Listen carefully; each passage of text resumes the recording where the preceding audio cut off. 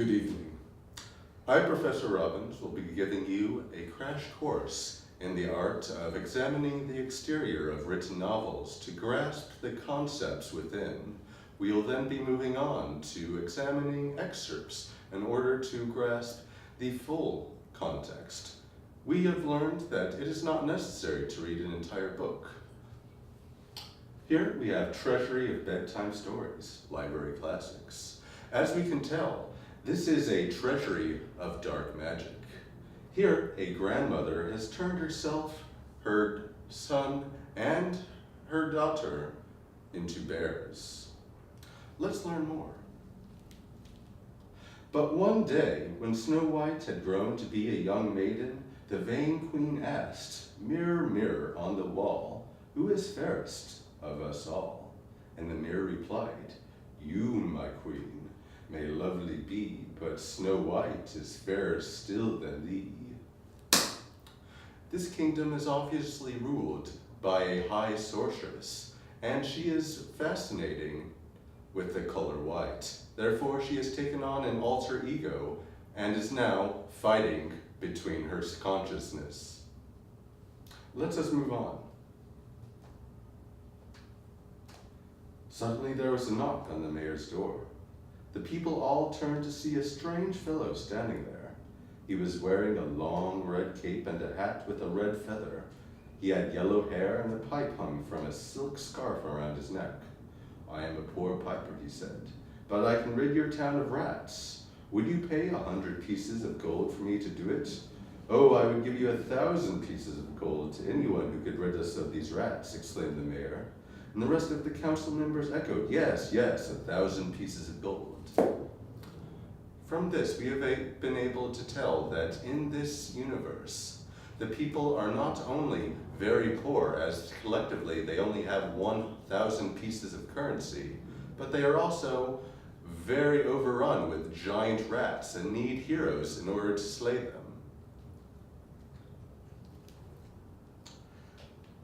The little red hen worked from morning to night, cutting the golden wheat. When she finished harvesting all of the wheat, she loaded it onto her wagon. The little red hen looked at the wagon filled with wheat and asked, "Who will help me take the wheat to the mill to be ground into flour?" "Not I," said the cat. "Not I," said the dog. "Not I," said the pig. "Then I will do it myself," said the little red hen to her 3 friends. And thus it was that they were able to invent fried chicken. After all, the flour is needed in order to properly bread the chicken, and they had no other animals with which to cook.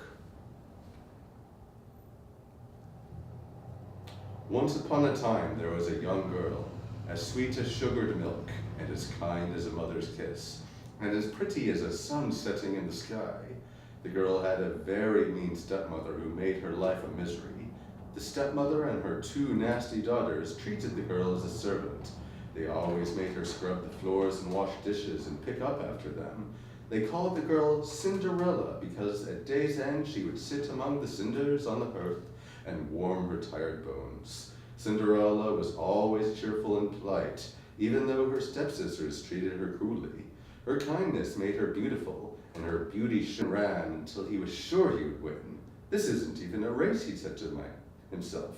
"I think I'll lie down and rest a bit. Then I'll finish and still have plenty of time to spare. There's no way that slowpoke will ever catch up with me." So Hare lay down under a shady tree and soon fell fast asleep.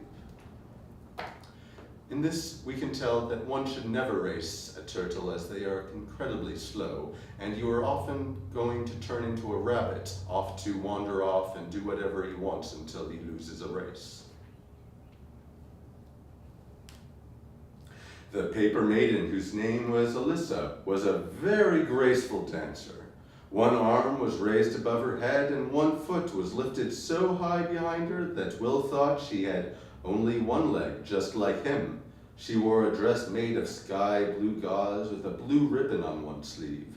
"She would make a perfect wife for me," thought Will. He gazed and gazed at the paper maiden, unable to take his eyes off her. Evening came, and the boy put all the soldiers except Will back in the box.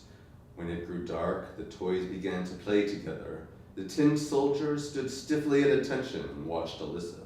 She stood still and looked at him out of the corner of her eye. The next morning, the boy took the soldier and stood him on the windowsill. All of a sudden, a gust of wind blew. Will fell out of the window and his hat stuck in the dirt between stones in the street below. Soon it began to rain. The rain came down so hard that water ran in torrents down the street. Will bravely waited for the downpour to end. When it was over, two boys found the toy soldier. They made a paper boat, put Will in it, and floated him down a canal. In this universe, love is often going to send you on wild adventures that will strand you from home.